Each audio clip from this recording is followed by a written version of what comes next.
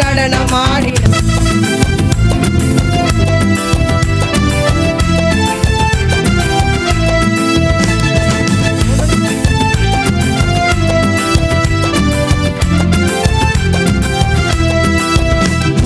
உடன்படிக்கை பெட்டிக்கு முன்பு அங்கே தாவீது நடனமாடினார். உடன்படிக்கை பெட்டிக்கு முன்பு அங்கே தாவீது நடனமாடினார். சுரமண்டல வாரியத்தோடு அவன் சுற்றி சுழந்து நடனமாடினார். சுரமண்டல வாரியத்தோடு அவன் சுற்றி சுழந்து நடனமாடினார். நடனமாடுங்க நடனமாடுங்க உங்க கவலைகளை மறந்துவிட்டு நடனமாடுங்க. நடனமாடுங்க நடனமாடுங்க உங்க கவலைகளை மறந்து நடனமாடுங்க. ஓசையுள்ள கைத்தால போடுங்க. நீங்க உற்சாகமா நடனமாடுங்க. நீங்க உற்சாகமா நடனமாடுங்க.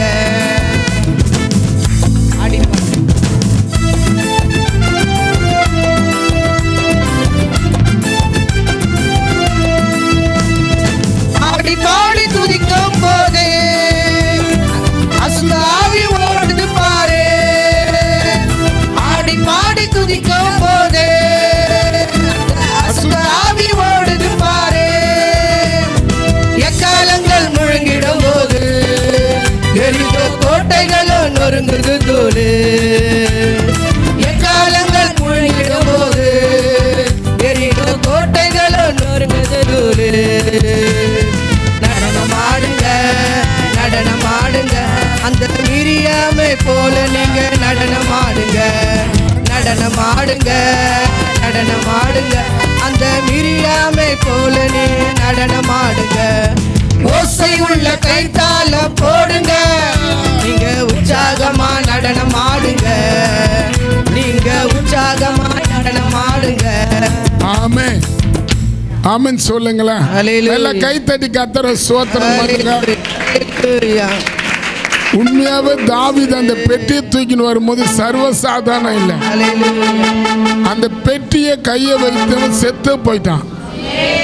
பைபிள் சொல்லுது அந்த பெட்டியை துணிகரமா தூக்கின்னு வர புது ரதத்துல அந்த பெட்டியை ஏற்றி 3000 பேரு அந்த பெட்டிக்கு முன்பாக பின்பாக மேலத்தாளத்தோட பாடி தாவீது நகரத்துக்கு கொண்டு போனாங்க.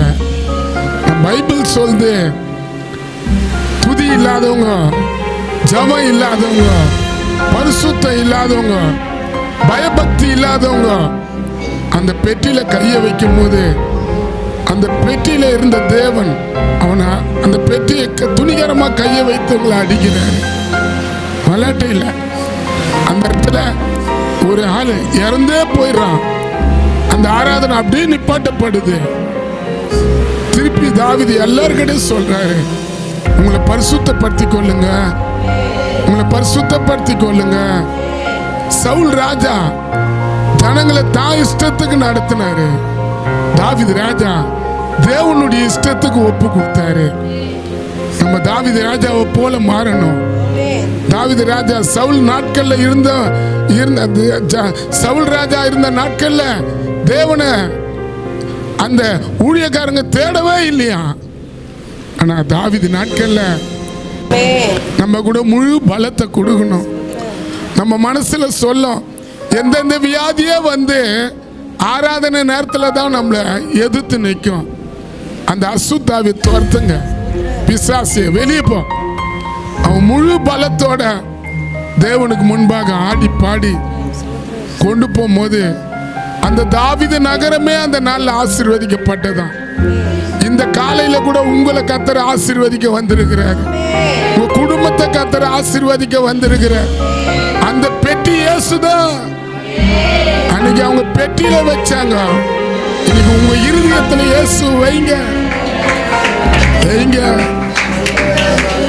நேற்று ஒரு ஜபம் ஒரு காரியத்தை நான் பார்த்தேன். ஒரு விண்ணப்பம் ஒன்று பார்த்தேன். இயேசுவே உங்களை தேடிதான் நான் வந்திருக்கிறேன். எனக்கு ஒரு அற்புதம் நடக்கணும். சொல்லுங்க, இயேசுவே உங்களை தேடி தான் வந்திருக்கிறேன், எனக்கு ஒரு அற்புதம் நடக்கணும்.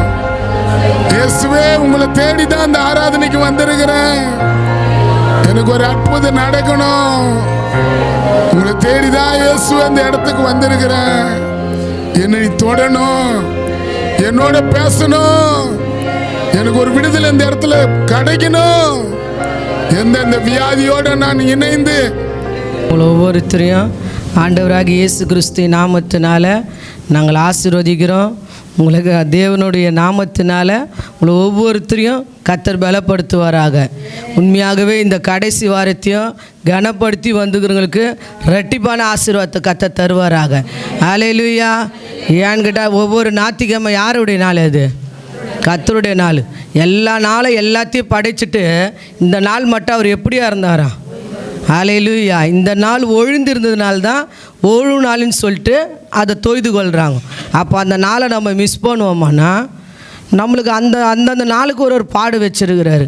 ஆனால் வாரம் முழுவதும் கடந்து போனோன்னா இந்த நாளை முக்கியப்படுத்தினா தான் நாளை வாரத்துலேருந்து நம்மளுக்கு கர்த்தர் நடத்துகிற விதத்தை நம்ம பார்க்க முடியும். நம்ம கேள்விப்பட்டு மதிக்கிற கணம்.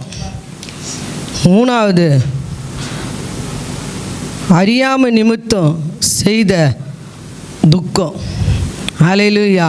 ஃபஸ்ட்டு அறியாமை நிமித்தம் செய்த அநியாய நிமித்தம் செய்த பாவம். தெரிஞ்சும் அநியாயம் செய்த பாவம். ரெண்டாவது, நம் கேள்விப்பட்ட செய்த சந்தோஷம். மூணாவது, அறியாமை நிமித்தம் செய்த துக்கம். ஹல்லேலூயா. உண்மையாக இந்த காலை வேளையில் கூட கர்த்தர் உங்களோட பேசுவாராக. எரேமியா 32ஆம் அதிகாரம் 4-5 படிப்போமா?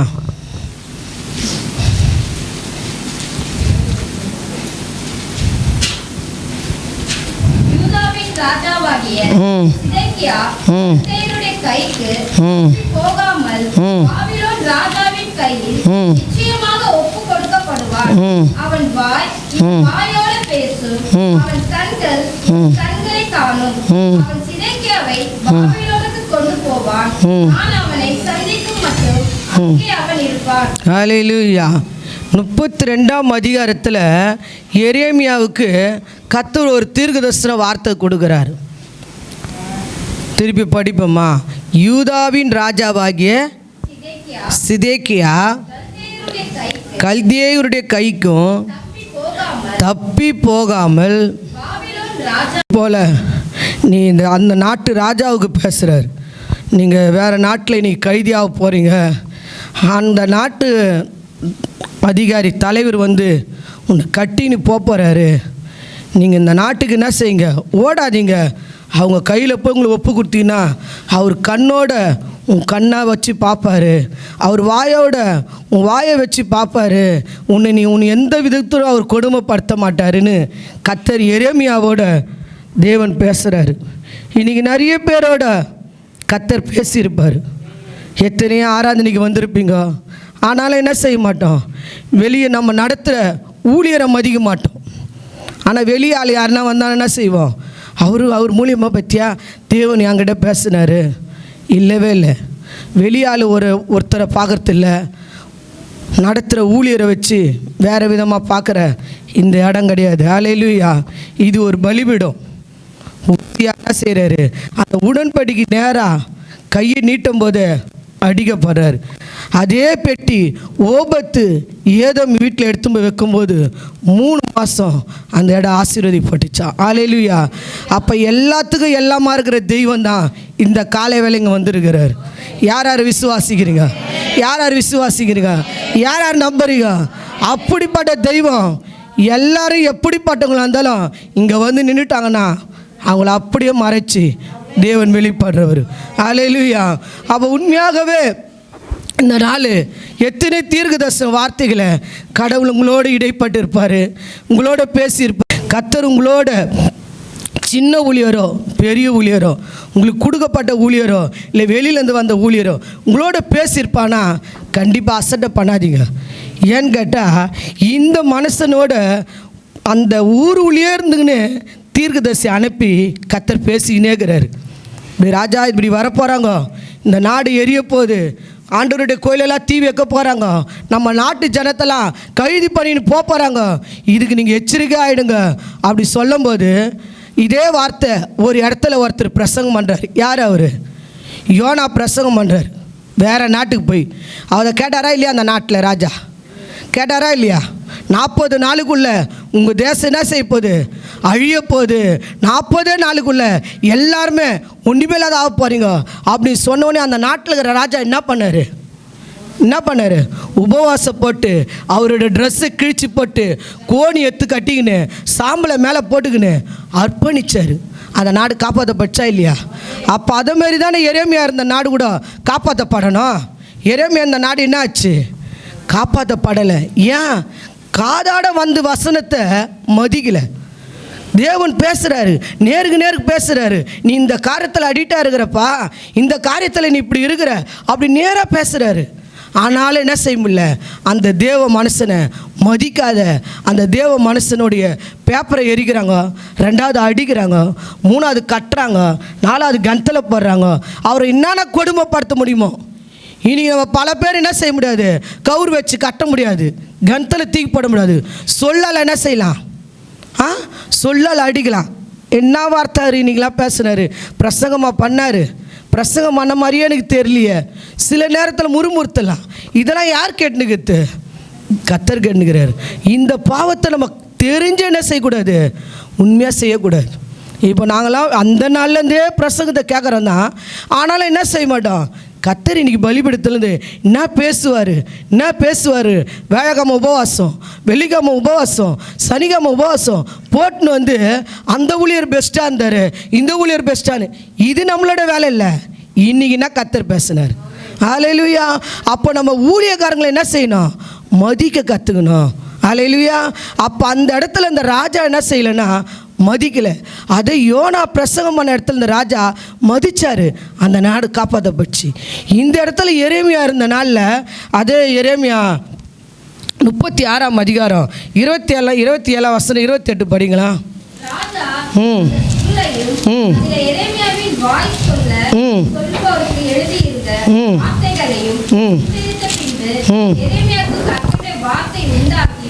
அவர் நீ திரும்பி வேறொரு சுருளை எடுத்து யூதாவின் ராஜாவாகிய யோயாக்கீம் சுட்டெரித்த முதலாம் சுருளில் இருந்த சில வார்த்தைகளை எல்லாம் எழுது என்றார். ஹல்லேலூயா. திரும்ப எழுத சொல்றாரு. எப்பவுமே ஒரு வார்த்தை 2வது வார்த்தை வந்துச்சுன்னா கர்த்தர் நம்மளோட பேசுறாரு. ஒரு வார்த்தை உன்னோட தேடி வந்துச்சுன்னா திருப்பி நம்ம வந்து அந்த பாலாக்க போல் என்ன சொல்கிறது? பீலியாம போல் இரு இப்போ நீ நைட்டு இரு, கர்த்தர் என்ன பேசுகிறா சொல்கிறேன் அப்படி இருக்கக்கூடாது. இல்லை இன்னைக்கு இந்த வாரம் இங்கே வந்தேன், தீர்க்கதரிசி வரல, நான் அடுத்த சர்ச்சுக்கு போகிறேன், அங்கே கேட்டுன்னு வரேன். அதுமாரி இந்த கர்த்தர் யாரோட சம்மந்தப்பட்டு வருதுமா? அவங்கள வந்து எசபலோட சம்மந்தப்பட்டு வச்சுருவார். எசபல் என்ன செய்கிறா? அநேகர் குறி கேட்க ஓடுறா. வெளிப்படத்தில் எழுதியிருக்குது, எசபல் செஞ்ச பாவத்தை நீயே செஞ்சன்னு எழுதியிருக்குது. அப்போ அங்கங்கே சில பேர் என்ன செய்வாங்க? இந்த பாஸ்ட்டு பேசுறது சரியில்லை, நாளைக்கு நான் அடுத்த வாரம் அந்த பாஸ்ட்டுக்கிட்ட போகிறேன், அவர் பேசுறதை போகலாம், அங்கே ஒரு அம்மா குறி சொல்கிறவங்கிறாங்க, அங்கே போய் கேட்டுன்னு வரேன். இப்படி கேட்டு நம்ம போயினே இருப்போம்னா எசபலுக்கு சம்மந்தமான ஆளாக நம்மளை சம்மந்தப்பட்டுருவார். அப்போ உண்மையாகவே ஒரு வார்த்தை 2வது வார்த்தை உன்னை தேடி வந்துச்சுன்னா நம்மளை அடிமையாக்கி ஒப்பு கொடுத்துடணும். ஹல்லேலூயா. மரியாமா வாலிப வயசு ஒப்பு கொடுத்தாங்களா இல்லையா? கர்த்தர் சொல்கிறாரு, நீ உன் மேலே நகலிடுவார், பரிசுத்தாயனுக்குள்ளே வருவார், நீ கர்ப்பம் தரிப்ப, ஒரு பிள்ளையை பெற்று எடுப்ப, இயேசு என்று பேர் வைப்ப. யார் அவங்க? கல்யாணம் ஆகாதவங்க. கர்த்தர் ஃபஸ்ட்டு சொல்கிறார் அது எப்படி நடக்கன்றாங்க. 2வது சொல்கிறாங்க நடக்குன்னு தேவதூதர் சொன்னோன்னு என்ன பண்ணிட்டாங்க? நான் உன்னோட அடிமை. ஹல்லேலூயா. அதேமாரி தான் சாமுவேல்கிட்ட 3 வாட்டி பேசுகிறார். குழந்தை சாமுவேலுக்கு தெரியல அந்த சத்தம் கர்த்தருடைய சத்தம்னு. அங்கே ஏலி சொல்கிறாரு, இன்னொரு வாட்டி ஒரு சத்தம் காதில் வந்துச்சுன்னா ஆண்டவரே சொல்ல நானே அடின்னு கேட்குறேன். அவ்வளோதான். அவர் அப்படியே அர்ப்பணிச்சாரு. அந்த நாட்டுக்கு ஒரு பெரிய தீர்க்கதரிசியாக கர்த்தர் கட்டளையிட்டார். அப்போ தேவ வார்த்தைக்கும் தேவ ஊழியர்களுக்கும் யார் அப்படியே ஒப்பு கொடுக்குறாங்களோ கர்த்தர் அவங்கள தான் ஆசீர்வதிக்க முடியும். அல்லேலூயா. நிறைய பேருக்கு, சில பேருக்கு நான் இன்னைக்கு நான் தீர்க்கதரிசனம் வரும், இன்னைக்கு நான் கர்த்தர் பேசுவார், இன்னைக்கு நான் பேசுவார்னு சொல்லி இந்த காரியம் காதாட வந்தும் மனதார தேவன் பேசியும் நேராக பேசி நிற்பார். ஆனால் யாருன்னா சொல்லி கொடுத்துருப்பாங்களா? நம்ம வீட்டில் இருக்கிறவங்க யாருன்னா சொல்லிட்டு இருப்பாங்க. சில பேருக்கு இதுமாரி ஐடியா வரும், அதனால தான் கர்த்தர் பேசுகிறான். இல்லவே இல்லை. அப்படி சந்தேக புத்தியோடு கேட்குறவங்களுக்கு காற்றை கூட கர்த்தர் அசைக்க மாட்டாராம். அல்லேலூயா. அவிசுவாசத்தோடு நீ இருக்காத, நீ எப்படியாரு விசுவாசமாயிரு. இன்னைக்கு தேவன் என்னோட பேசினாரு, இன்னைக்கு என்கிட்ட தான் பேசினாரு. பக்கத்தில் காணிக்கிறேன் அவங்கக்கிட்ட இல்லை, உங்ககிட்ட பேசினாரு. சில பேர் பிரசங்கத்தை எப்படியா தவறாக பண்ணுறோன்னா, பத்தியா நான் பண்ணலை, உனக்கு தான் பேசுகிறாரு, உனக்கு தான் பேசுகிறார், இல்லை உங்ககிட்ட பேசுகிறாரு. அல்லேலூயா. அப்போ உண்மையாகவே வந்து அந்த ராஜாவுக்கு சொல்கிறாரு, நீ போகிற இந்த நாட்டை அடிக்க போகிறாங்க, இந்த நாட்டை எல்லாத்தையும் க்ளோஸ் பண்ண போகிறாங்க. அப்படி சொன்னதும் அதை கேட்க அவருக்கு மனசே இல்லை. அல்லேலூயா. ஃபஸ்ட்டு சுருளை எரிக்கிறாங்க. இன்னொரு இடத்துல எழுதி இருக்குது, எரேமியா 13 படிங்களா, 37:13. அவன் பென்யாமீன் வாசலில் வந்தபோது காவல் சேவையின் அதிபதியாகிய எரியா என்னும் உள்ள ஒருவன் அங்கே இருந்தான். அவன் அனனியாவின் குமாரனாகிய செலமியாவின் மகன். அவர் நீ கல்தேயரை சேர போகிறவர் என்று சொல்லி எரேமியா தீர்க்கதரிசியை பிடித்தார். ஹல்லேலூயா. எரேமியா தீர்க்கதரிசி என்ன பண்ணிட்டாங்க? அங்கே ஃபஸ்ட்டு சுருளை எரிக்கிறாங்க. சுருள் என்னன்னா வார்த்தையை எரிச்சு போடுறாங்க. அது மாதிரி தான் நம்ம என்ன செய்வோம், வார்த்தையை ஈஸியாக கர்த்தர் பேசுறது ஈஸியாக, ஆட அவர் என்ன பேசினார், என்ன பிரசவமாக வந்துச்சு இன்றைக்கி, ஈஸியாக ஒரு அசட்டே அப்படின்னாங்க. அந்த வார்த்தை ஈஸியாக கிடைக்காது. ராஜா கிட்ட என்ன சொல்கிறான், எரேமியா சொல்கிறாரு உங்களை பிடிக்க போகிறாருன்னு சொல்கிறாரு.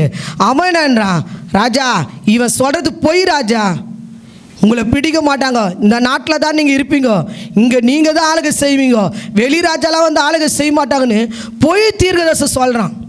ஆனால் எரேமியா என்ன சொல்கிறதம்மா, இன்னும் ஒரே வருஷத்துக்குள்ளே இந்த ராஜாவை நீ கலகம் பண்ணி பொய் சொன்ன தீர்க்கதரிசனம் சொன்ன, இன்னும் ஒரு வருஷத்துக்குள்ளே இந்த அனனியாவை நீ பார்க்க மாட்டேன்னு ராஜா எதற்கு சவால் விடுறாரு. அல்லேலூயா. அவள் பாருங்கள், அந்த எரேமியா சொன்ன மாதிரி ஒரு வருஷத்துக்குள்ளேயே அவன் சாவறான். ராஜாவுக்கு அப்போ தான் பயம் பிடிக்குது. அல்லேலூயா. அப்போ எரேமியா சொல்கிறதெல்லாம் உண்மையாக இருக்குன்னு எரேமியா காலை வந்து பிடிக்கிறான். ஆனாலும் என்ன செய்யல, அந்த வார்த்தை காதுக்குள்ளே அவன் அனுப்புறதுக்கு எண்ணமே இல்லை. அல்லேலூயா. இன்னைக்கு நீங்கள் எப்படி இருக்கிறீங்கன்னு நீயும் நானும் கொஞ்சம் சோதிச்சு பார்ப்போம்மா. தேவன் என்னோட பேசினார், என்கிட்ட சின்ன வார்த்தை தான் பேசினார், ஆனால் இதை மாற்றிக்கணும். பைபிள் சொல்லுது, அதே நீதிமொழிகள் 21:30 எழுதியிருக்குது, அவருக்கு விரோதமான நாணம் இல்லையா, அவருக்கு விரோதமான புத்தி இல்லை, அவருக்கு விரோதமான ஆலோசனை இல்லை. நீ எத்தனை படிப்பாளிகிட்ட போகலாம், எத்தனை பட்டம் படித்து நல்லா நிறைய பைபிள் படித்து கரைச்சி குடிச்சவங்கிட்ட கூட நீ போகலாம், ஆனால் வேதம் சொல்லுது அவருக்கு விரோதமான நாணம் இல்லவே இல்லை.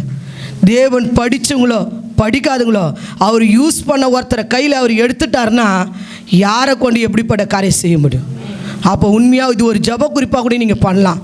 ஆண்டவர் உனக்கு விரோதமான நாணம் இல்லைப்பா, உனக்கு விரோதமாக புத்தி இல்லைப்பா, உனக்கு விரோதமான ஆலோசனை இல்லைன்னு எரேமியா சொல்கிற ஆலோசனை மட்டும் அந்த ராஜா கொஞ்சம் காது கொடுத்து கேட்டுருந்தாருன்னா அவர் வாய்க்கில் பாவமும் வந்திருக்காது, அந்த நாடும் நல்லா பாதுகாத்துப்பட்டிருக்கும். அல்லேலூயா. அப்போ உண்மையாகவே தேவ மனுஷனை நம்ம என்ன செய்யணும், முதலாவது கர்த்தர் ஒவ்வொரு வாரம் பாருங்கள், உங்களுக்கு இப்போ ஒரு பாஸ்டர் நேற்று தீர்மானித்தாங்க, இல்லை நான் சனிக்கிழமைனா சாப்பிட மாட்டேன், நான் சனிக்கிழமைனா இவங்க சபையார் எவ்வளோ பேர், சில பேர் துக்கத்திலே இருக்கிறாங்க, சில பேர் பிரச்சனையிலே இருக்கிறாங்க, சில பேர் கஷ்டத்திலே வாயிறாங்க, சில பேர் வியாதிப்பட்டு இருக்கிறாங்க, நான் பாஸ்டிங் எடுத்து அவங்களுக்காக செபிக்க போகிறேன் அப்படின்னு சொல்லிட்டு நிறைய நாங்கள் டின்னர் நேற்று பண்ணி வச்சுருந்தோம். அவங்க எதுவுமே சாப்பிடல, இப்போ வரைக்கும் உபவாசத்தோடு இருக்கிறாங்க, ஃபுல்லாக பாஸ்டிங்காக இருக்கிறாங்க. அப்போ உண்மையாகவே உங்களை நடத்துகிற ஒரு ஊழியரை நீங்கள் நம்ம என்ன செய்யணும், கனப்படுத்த கற்றுக்கணும். சில பேர் நம்ம ஈஸியாக தூற்றி அப்படியே ஒரு ஒரு ஒன்றுமே நடத்துகிற ஊழியரை வந்து ஒரு சாதாரண ஒரு பொருட்டாக என்னதை தூக்கி அப்படி ஈஸியாக போட்டுருவோம். அந்த ஊழியருக்கு ஆபத்தே இல்லை. ஆனால் இங்கே பேசுகிற எரேமியாவுக்கு அவங்க என்னென்ன செஞ்சாங்களோ வேறு நாட்டு ராஜா கனப்படுத்துகிற அளவுக்கு எரேமியா கிடைக்குது. ஆனால் அந்த பண்ணவர் பயங்கரமான வேதனைக்குள்ளே, சித்திரவதைக்குள்ளே போய் அவர் வேதனைக்குள்ளே உட்பட்டப்பட்டார். அல்லேலூயா. அப்போ நடத்துறவங்களுக்கு எந்த பிரச்சனையும் வராது. உங்களுக்கு பிரச்சனை வரக்கூடாதுன்னு தான் நான் இப்போ இந்த வார்த்தையை சொல்கிறேன். நீங்கள் சில பிரச்சனைக்குள்ளே நீங்கள் அகப்படுறீங்கன்னா, சில காரியத்துக்குள்ளே போகிறீங்கன்னா, உங்கள் வாழ்க்கை, உங்களை தேவன் உங்களோட நடத்துகிறவங்க ஊழியரோட எந்த ஐக்கியம் இருக்குது, எப்படி பேசுகிறீங்க, எப்படி நடத்துறீங்கன்னு சில நேரம் உங்கள் ஜப நேரத்தில் சிந்திச்சு நீங்கள் அர்ப்பணிப்பீங்கன்னா அது பனி போல் அந்த பிரச்சனை மாறிடும். ஹல்லேலூயா. உண்மையாகவே நம்ம நடத்துகிறவங்க நம்மளுக்கு கையில் கர்த்தர் கொடுத்துட்டாரா, அவங்களுக்கு தான் தெரியும் பிரச்சனை. அப்போ அவங்க வெளியே எத்தனையோ பிரசங்காலிங்க வந்தாலும் நடத்துகிற நம்ம தாசர்களுக்குள்ளே வைக்கிற வல்லமை சிம்பிளாக இருக்காது. அல்லேலூயா. உன் பின்னாடி என்ன நடக்குது, உன் குடும்பத்துக்கு என்ன நடக்குது, உங்கள் பிள்ளைங்களுக்கு என்ன நடக்குது, அப்படி பின்னாடி வர காரியத்தெல்லாம் கூட யார்கிட்ட காட்டுவார்னா நடத்துகிறவங்க போதகர்கிட்ட தான் காட்டுவார். அப்போ நம்ம என்ன செய்யணும்னா, இந்த பாவங்களை இனி நம்ம வாழ்க்கையில் வராதபடி தடுப்போமா? அந்த பாவத்து நிமித்தம் நம்ம வீட்டில் பிரச்சனை வராதபடி நம்ம தான் தடுக்கணும். எப்போனா சுருளியை நீங்கள் எரிச்சிருக்கிறீங்களா? ஸோ அன்றைக்கி அந்த நாளில் அவர் சொன்ன வார்த்தையை அக்கினியில் எரிச்சிருக்கலாம், நீங்கள் அசட்டை பண்ணியிருக்கலாம். அந்த நாளில் நெருப்பில் போட்டிருக்கலாம். இன்றைக்கி நீ வார்த்தையை ஈஸியாக தள்ளி விட்டுருக்கலாம், இல்லை ஈஸியாக பேசி அசட்டை பண்ணியிருக்கலாம். அந்த காரியத்தை நம்ம பாவத்தை அறிக்கை செய்து ஒப்பு கொடுப்போமானா நம்ம பிரச்சனை இன்றைக்கி மாறும். அல்லேலூயா. உங்கள் பிரச்சனை மாறுறதுக்கு நான் சொல்கிறேன், அந்த ஊழியரை நீ கனப்படுத்தி நீ அவங்கள இது பண்ண சொல்ல. எனக்கு கொடுக்கப்பட்டவர் நம்ம சாம்சுந்தர் ஐயா. அந்த ஐயாவை லாஸ்ட்டு முடிவு அவர் மூச்சு பேச்சு முடிகிற வரைக்கும் பாஸ்ட்டு என்ன சொன்னாங்களோ அதுதான் எங்கள் வாழ்க்கைக்கு. பாஸ்ட் லாஸ்ட்டில் கூட எங்கள் திருமண காரியத்தில் நிறைய இவங்க நோட்டீஸ் அடிச்சிட்டாங்க, நீங்கள் பிரியாணி போடக்கூடாது, வெஜிடபிள் சாப்பாடு தான் நீங்கள் போடணும் அப்படி சொன்னாங்க. அந்த மாதிரி அப்படி கீழ் பண்ணிச்சோம். அவன் உண்மையாகவே நிறைய நோட்டீஸ் கொடுக்காதீங்க, நீங்கள் நல்லா கடன் ஆகிட்டுனா யார் உங்களுக்கு தருவாங்க, திருமணம் ஆகிட்டோன்னே உங்களுக்கு கடன் வரக்கூடாது, கஷ்டத்தில் நீங்கள் போகக்கூடாது, இப்படி தான் நீங்கள் செய்யணும். நாங்கள் அந்த மாதிரி செயல்பட்டோம். எங்களுக்கு நடத்தின ஊழியக்காரங்க என்ன சொன்னாங்களோ அதுதான் எங்கள் வாழ்க்கை. வேறு நாங்கள் கர்த்தரை எப்படி பார்க்குறது, கர்த்தரை எது நம்ம மூலியமாக கண்டு முடியும், நம்மளை நடத்துகிற ஊழியர் மூலியமாக தான் நம்ம பார்க்க முடியும். இந்த இடத்துல நம்மளுக்கு சிலையே இல்லை, எதுவும் பேசுகிற மாதிரி எதுனா இருக்குதா? நம்ம நடத்துகிற ஊழியர்கிட்ட தான் கர்த்தர் என்ன செய்வார், திட்டம் தெளிவாக சொல்லி அந்த நாளில் நம்மளை நடத்துவார். அப்போ உண்மையாகவே நம்ம என்ன செய்யணும், அதை காது கொடுத்து கேட்கணும், அந்த புத்தியை நம்ம கேட்கணும், அந்த ஆலோசனை நம்ம கேட்கணும். நம்ம அப்படி கேட்கும்போது கடிந்து கொள்ள சொல்லக்கூட இருக்கட்டும், நீ கேட்டுப்பார், அதில் வரப்போகிற ஆசீர்வாதம் நம்ம வாழ்க்கைக்கு ஒரு பலமாக இருக்கும். அல்லேலூயா. எல்லா நேரமும் எல்லாமே கர்த்தர் பேச மாட்டார். நம்ம வீட்டில் சில நேசிக்கிற பிள்ளைங்கள்லாம் எல்லா நேரமும் தடிவாக கொடுத்துன்னு இருப்போம், சிலது அடிக்க வேண்டியது கூட வரும். அதேமாரி கூட சிலர் ஊழியரை வச்சு நம்மளை கடினப்படுத்தி பிழிஞ்சு கூட சிலதை நடத்துவார். ஆனால் அது நம்ம வாழ்க்கை எப்படியா இருக்கும், எண்ணெய் தலையில் கொட்டினா என்னவா இருக்குமா, எண்ணெய் தடவுற மாதிரி இருக்குமா. அப்போ தேவனுடைய பரிசுத்தவான்களை நம்மளை இப்படி வச்சு கர்த்தர் நடத்துகிறாரா, அப்போ நான் தேவனுக்கு ஏதோ பிரியலாகிறேன், நான் இன்னும் பைபிள் சரியாக படிக்காதுக்கிறேன், நான் இன்னும் ஜெபிக்காதுக்கிறேன், அதான் பாஸ்டரை வச்சு என்னை இன்னும் கடினப்படுத்துகிறாரு, என்னை இன்னும் துக்கப்படுத்துகிறாரு, அவர் மூலியமாக எனக்கு ஏதோ பிரச்சனை வந்துருக்குது, நான் இன்னும் கர்த்தருக்கு எதுவும் சரியில்லாதுக்கிறேன். அப்படி தான் நம்ம என்ன செய்யணும், நம்மளை மாற்றிக்கணும். நான் நிறைய நேரம் எப்படி மாற்றுவேன்னா, இப்போ பிரசங்க வீடுதலும் வசனம் சொல்லுவாங்கள்ல, அந்த வசனம் என்னால் அந்த கரெக்டாக அந்த பேஜ் எடுக்க முடியலனாலும் நான் உஷாராக தெரிஞ்சுக்குவேன். காலையில் சரியாக ஜபம் பண்ணல ஒரு பேஜ் கூட நம்மளுக்கு இல்லை, நீ அதனால் நல்ல ஆயத்தத்தோடு அந்த நாள் ஜபத்தோடு இருந்துட்டு நீ கரெக்டாக அந்த வசனம் எரேமியா அப்படி சொல்லும்போது எல்லாருக்கும் முன்னே நம்ம எடுத்துடலாம். இதில் கூட இருக்குது தெரியுமா, இது யார் யார் ருசிச்சிருக்கிறீங்க, வசனம் இங்கே சொல்லும்போது நீ எந்த அளவுக்கு ஆயத்தமாகறியோ அந்த அளவுக்கு கரெக்டாக முன்னே வந்து அந்த வசனம் நிற்கும்.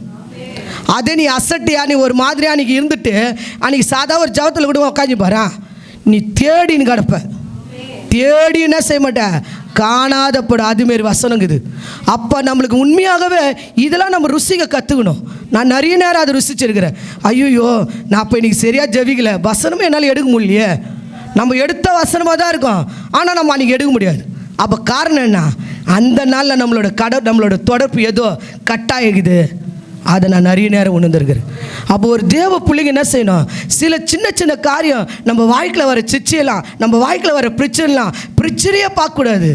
நான் எப்படி இருக்கிறேன், நான் எந்த அளவுக்கு இருக்கிறேன், என் வாழ்க்கை எப்படி இருக்குது, எஜ்ஜவஜீவி இருக்குது, நீ என்னை நடத்துகிற பாஸ்டருடைய வார்த்தையை என்னால் கேட்க முடியுதா, அவரோட ஆலோசனை கேட்க முடியுதா, அவர் என்னை நடத்துகிறாரு அந்த காரியத்தெல்லாம் நான் மதிக்க முடியுதா, இதெல்லாம் ஆராயணும். அதுக்கு தான் கர்த்தர் நம்மளை சபையாக கூட்டியிருக்கிறார். நம்ம சில பேர் என்ன செய்வோம், அவங்கள தள்ளி விட்டு போயிடுவோம். தள்ளவே கூடாது. ஒரு வசனம் எழுதியிருக்குது, உங்களை நடத்துனவர்களை என்ன செய்யணுமா, துக்கப்படுத்தக்கூடாது, அவர்களோட வழியை என்ன செய்யணுமா, கற்றுக்கொண்டு நன்றாக கவனித்து உங்களை செம்மையாக நடத்துகிறவங்களை என்ன செய்யணுமா, அந்த வழியை கற்றுக்கணும். உங்களை துக்கத்தோடு அவங்க நடத்தக்கூடாது. நம்ம என்ன செய்யக்கூடாது, ஒருத்தர் நம்மளை நீங்கள் நினைக்கலாம் பாஸ்டர் துக்கப்பட்டு நம்மளை நடத்துவாரானா கூட சில பிரச்சனை நம்மளுக்கு வரும், சில வியாதி சம்பவிக்கலாம், சில வீட்டில் வேறு விதமான கஷ்டம் வரலாம், எதோ தான் நடக்கும். ஆனால் அது உனக்கு தெரியாது. ஆனால் நம்ம என்ன செய்வோம், விளையாட்டாக நினைப்போம், பா சும்மா என்னையே தான் அவர் திட்டினேங்கிறாரு, எப்போ பேசுனாலும் அவர் திட்டி தான் என்ன பேசுகிறார், எப்போ திட்டினாலும் அவர் என்ன தான் திட்டுறாரு, என்னை பார்த்தா திட்டுறாரு, அவங்கள பார்த்தா கண்ணே தெரில அவருக்கு, என்னை பார்த்தா தான் நேராக வச்சு திட்டுறாரு. அவன் உண்மையாகவே இப்படிப்பட்ட வார்த்தையெல்லாம் நம்ம யூஸ் பண்ணவே கூடாது. நேராவோ சைடாவோ கர்த்தர் உன்னை திட்ட வச்சுக்கிறாரா, அதுக்கு நீ ஸ்தோத்திரம் பண்ணு. அது மூலியமாக கூட உன்னோட காரியத்தை மாற்றுறதாக கூட இருக்கலாம். சீர்கட்ட காரியத்தை நீ பார்த்தியாவா, எரேமியா கிட்ட சொல்கிறாரு. யார் சொல்கிறது அந்த காரியம் செய்துன்னா, ராஜாவே அதை செய்கிறாரு. நீ போய் சொல்லு. யார் யார் சொல்லுவீங்க, நீ இந்த சீர்கட்ட வாயிறிய உனக்கு அசிங்கமாக இல்லையா, கேட்டுருவியா நீ அந்த. ஆனால் எரேமியா போய் கேட்குறாரு. கேட்டது நிமித்தம் நான் அந்த ராஜா அவரை வர வச்சிருப்பாரா, குடும்பத்தையே விட்டே துரத்துறாரு, நாட்டை விட்டே துரத்துறாரு. அவள் பாருங்கள், எரேமியா விரும்பின இந்த பெண்ணை கல்யாணம் பண்ணின்னு விரும்ப நினைக்கிறாரு, அந்த பெண்ணையே கொலை செஞ்சிடறாங்க. எரேமியா வாழ்க்கை கொஞ்சமானதில்லை. எரேமியா அந்த சேத்து கணத்தில் தூக்கி போட்டுறாங்க. இவ்வளோ கொடுமை எதுக்கு, உண்மையான தீர்க்கதரிசி சொன்னதுக்கு, உண்மையான தீர்க்க சொன்னதுக்கு. இப்போ சில பேர் தீர்க்கதரிசனத்தை கூட தேடி போகிறாங்க, கையை வைப்பாங்க, மகளே நம்ம முகத்தை பார்த்து கரெக்டாக கண்டுபிடிப்பாங்க. நீ ரொம்ப துக்கமாக உடஞ்சி போயிட்டு இருக்கிற, ரொம்ப கஷ்டமாக இருக்கிற, இன்றைக்கி தீர்க்கதரிசி கூட தேடி பார்த்தால, சாதாவாக பேசுகிறவங்க கூட ரொம்ப கஷ்டத்துலேயே நீங்கள் போகிறீங்க போல. சில நாட்கள் அவங்க வீட்டில் ஒரே பிரச்சனையாக இருக்குது, பார்த்தா தெரிது, உங்கள் முகத்தை பார்த்தாலுமே தெரிதுன்னு சொல்லிப்பார். அந்த சகோதரியோட கர்த்தர் இருக்கிறாரு, என் கூட பேசிட்டாரு, இப்படி நம்புறவங்க கூட இருக்கிறாங்க. ஆனால் நேருக்கு அவங்க வீட்டிலே வந்து கர்த்தர் பேசியிருப்பார். ஆனால் அதை நம்ப மாட்டான். அவன் உண்மையாகவே நம்ம ஆண்டவருடைய பிள்ளைங்க உண்மையாக இந்த காலை வேளையில் நம்ம செஞ்ச ஒரு சில அநியாயமான காரியத்துக்கு தேவனை நோக்கி அபயம் விடுவோமா, இது நிமித்தம் நான் பாதிக்கப்படக்கூடாதுப்பா, இது நிமித்தம் என் வீட்டில் பிரச்சனை வரக்கூடாதுப்பா, என்னை காத்துக்கொள்ள எங்களுக்கு கிருபை தாங்கப்பா. ஹல்லேலூயா ஹல்லேலூயா. நான் இப்போ தானியேலை பேச வரல, அந்த ராஜாவை தான் நான் பேச வரேன். ஹல்லேலூயா. இங்கே ராஜா வந்து பாருங்கள், அறியாமை நிமித்தம் செய்த துக்கம் அந்த ராஜாவுக்கு. நம்ம நிறைய தானியேல் தான் பிரசங்கம் கேட்டிருப்போம். நான் ராஜாவை சொல்ல வரல, அந்த தானியேலை சொல்ல வரல, ராஜாவை சொல்ல வரேன். அவன் அறியாமல் நிமித்தம் என்ன செய்யணுன்னா ஒரு காரியம் அந்த இடத்துல சம்பவித்தது. அவன் பிரதானி தானியேல் அவனை தூக்கி சிங்க கபியில் போட்டுறாங்க. ஆனால் இவர் தான் அந்த மோதிரத்தை முத்திரையிடுறாரு. ஆனால் தெரியாது தானியேலை தான் தூக்கி போட போகிறாங்கன்னு தெரியாது. அவர் பத்திரத்தில் கையெழுத்து போடணும்னு இவர் கையெழுத்து வச்சிடறாரு. கட்சியில் பார்த்தா எல்லா பிரதான கட்டையில் தானியேலை தான் அவர் விரும்புவார். விரும்பத்தக்கதான ஒரு மனுஷனை தீன் போய் என்ன பண்ணிட்டாங்க, சிங்க கபியில் போட்டுறாங்க. அன்றைக்கி நைட்டு பார்த்தீங்கன்னா அந்த ராஜாவுக்கு தூக்கமே வரல. ஹல்லேலூயா ஹல்லேலூயா. நம்மளுக்கு யாருன்னா ஒருத்தர் பிரியமாக இருந்துட்டாங்கன்னா, அவங்களுக்கு ஒரு பிரச்சனைன்னா நம்ம தூங்குவோமா சொல்லுங்கள் நீங்களா? நம்ம நேசிக்கிறோம், நம்ம வீட்டில் யாருன்னா ஒருத்தர் நேசிக்கிறேன்னா, நான் உங்களுக்கு ஒரு பிரச்சனைன்னா செய்ய மாட்டோம், நம்ம தூங்க மாட்டோம். பாருங்கள், அந்த தானியேல் நிமித்தம் அந்த ராஜா என்ன, அது 6:10 படிங்க, 18 படிங்க.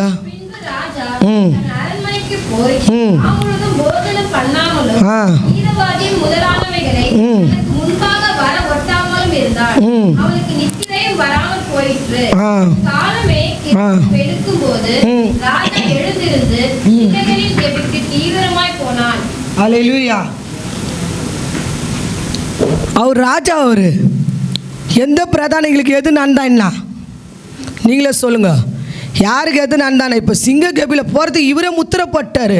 ஆனால் தானியேலை தூக்கின்னு போய் போட்டாங்க. ஆனால் ராஜா என்ன செய்கிறாரு, சாப்பாடை வானான்றாரு, நடன மரத்து வானா, பாட்டு துணிக்கிற காரியம் வேணாம். ராஜா வீட்டில் எல்லாமே இருக்குது. இதுமாரிலாம் ஒரு நாளும் அந்த நாள் எல்லாத்தையும் அவர் ஒதுக்குறாரு. என்னோட நேச ஃப்ரெண்டை போய் தூக்கின்னு போய் போட்டாங்களே, இப்போ நான் முத்திரை எடுத்து மாற்றவும் முடியாது. ராஜா ஒரு காரியத்தில் அந்த அதிகாரத்தை தான் அந்த மோந்திரம், அதில் முத்திரை இட்டாங்கன்னா அதை மாற்றவே முடியாது. இப்போ ராஜாவே அந்த தப்பு செஞ்ச மாதிரி ஆயிடுச்சு. ஐயோ இதுமாரி ஆயிடுச்சு, இதுமாரி ஆயிடுச்சு, இதுமாரி ஆயிடுச்சுன்னு பொழுது எப்போ வெடின்னு இப்போ காத்துனுக்கிறாரு. இவரை ஒரு தேவ மனுஷனுக்கு மரியாதை கொடுக்குறாரா இல்லையா? ஹல்லேலூயா. பாருங்கள், காலையில் அவர் தான் செத்துட்டு இருப்பார். அவர் என்ன நினச்சிருப்பார்? சிங்கத்தை தீன் போய் போட்டாங்க, அவனை நம்ம காப்பாற்ற முடியாது போயிடுச்சு, இப்போ அவனை அடக்கனா பண்ணி பார்க்கலாம் அப்படின்னு தான் அவர் நினச்சி போயிருப்பார். என்ன நினச்சிருப்பா நீங்கள் நினைக்கிறீங்க? சிங்கம் பசியாட இருக்கிற சிங்கத்தை போய் ஒரு ஆளை தீன் போய் போட்டால் உயிராக இருப்பாங்க நினச்சிருப்பார். ராஜாவுக்கு தெரியாதா? எத்தனை பேர் அவரை பார்த்துருப்பார். ராஜா நினச்சுன்னுக்கிறாரு, அவன் எலும்பாவது எடுத்துன்னு போய் நம்ம அடக்கம் பண்ணலாம், இந்நேரம் சாப்பிட்டு இருக்கோம் அப்படின்னு தான் அவர் நினச்சிருப்பார். அந்த வாசலில் போய் நின்று கூப்பிட்றாரு, தானியேலே. ஹல்லேலூயா, ஹல்லேலூயா.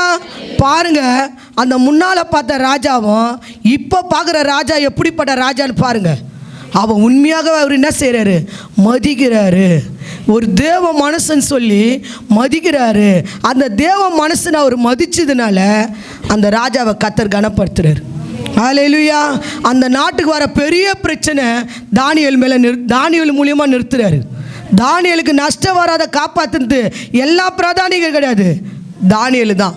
அப்போ உண்மையாகவே என்ன செய்கிறாருன்னா, தானியேலை காப்பாற்ற ஒரு இறக்கத்தோடு தான் செய்கிறாரு. நைட்டு தூங்கலை, காலையில் சிங்க கேபில் போய் நிற்கிறாரு. அந்த கேபி வாசலில் நின்று என்ன பண்ணுறாருன்னா, இப்படி சொல்லி கூப்பிட்றாரு, கச்சில் உயிர் பழிச்சிடறாரு. உடனே தூக்கம் அவனை. நைட்டெல்லாம் ஏன் நாங்களாய்க்க வச்சானுங்களே இவனுங்க. தானியேலை தூக்கி போட்டு, நேற்றெல்லாம் நான் சாப்பிடல, நேற்றெல்லாம் எனக்கு துக்கமாயிடுச்சு, இவனுங்க அங்கலாய்க்கவா பண்ணானுங்க, அவனுங்களை தூக்கி போட்டுன்றார். போட்டவனே என்ன ஆகிடுது? தானியேல் ராஜா கண்ணி எதிர்க்க பார்க்குறாரு. அவனுக்கு போய் கீழே சேராங்காட்டி எலும்பு நெருங்குது. ஆனால் ராஜா சொல்கிறாரு, இந்த தானியேல் தெய்வம் தான் தெய்வம். ஹல்லேலூயா. அப்போ உண்மையாகவே ஒரு ராஜா வாயில் அந்த வார்த்தை வருதுன்னா, அந்த ராஜாவுடைய கதை நான் முழுசாக சொல்ல, அவன் மதிக்காத போனதுனால ஃபஸ்ட்டு ராஜாவோட கண்ணை நெருப்பாலே சுடுறாங்க. அவங்க 2 பிள்ளைங்களை கத்தியில் வெட்டி போடுறாங்க. ஆனால் உயிர் உஞ்சி அவன் உயிராக இருக்கிற நாளெல்லாம் சிறையிலேருந்து அந்த ராஜா கையில் தான் சாப்பாடு சாப்பிட்டான். 2வது நாட்டுக்கு வந்து அவன் ராஜாவாக மாறவே முடியல. ஆனால் இந்த ராஜாவை எடுத்துங்க, தானியேலை காப்பாற்று நிமித்தம் அந்த நாட்டில் ஒரு பெரிய ஆசீர்வாதத்தோட கர்த்தர் நிறுத்துறாரு. அவன் உண்மையாகவே கர்த்தருடைய பிள்ளைங்க, தேவ ஊழியர்களை, தேவ மனுஷர்களை நம்ம மதிக்கும் போது கர்த்தர் நம்மளை வாழ்ந்திருக்க செய்வார். நம்ம ஆயுசு நாட்களை பெருக செய்வார். நம்ம நிமித்தம் நம்ம குடும்பத்தை என்ன செய்வார்? ஆயுசு நாட்களை பெருக செய்து நம்மளை உயர்த்துகிற தெய்வமாக இருக்கிறாரு. அதே இன்னொரு வசனம், தானியேல் 3ஆம் அதிகாரம் 15ஆம் வசனத்தை படிங்களா. ராஜாவை இயேசு ஏற்றுக்கிற அளவுக்கு கர்த்தர் பண்ணுறாரு. அவ்வளோதான்.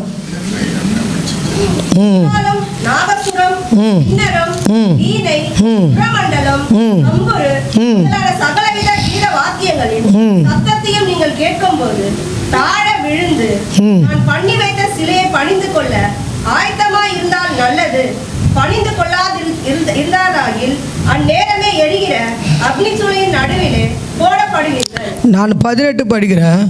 நீங்கள் விடுவிக்காமல் போனாலும் சரிதான், நாங்கள் உங்களோட தேவர்கள் என்ன செய்ய மாட்டோம், நீ நிறுத்தின சிலைய என்று ராஜாவாகிய. ஹல்லேலூயா. இப்படி டில்லா யார் பேச முடியும்? நீங்கள் விடுவிச்சாலும் சரிதான், விடுவிக்க போனாலும் சரிதான். இது யார் யார் சொல்லணும்னா, வாலிப பசங்களும் சொல்லணும், பெரியவங்களும் சொல்லணும். ஈஸியாக போயிடலாம் நம்ம நினைக்க முடியாது. இயேசுவை ஏற்றுக்கொண்ட நிமித்தம் எத்தனை பாடுகளை அனுபவிச்சு தான் ஆகணும்.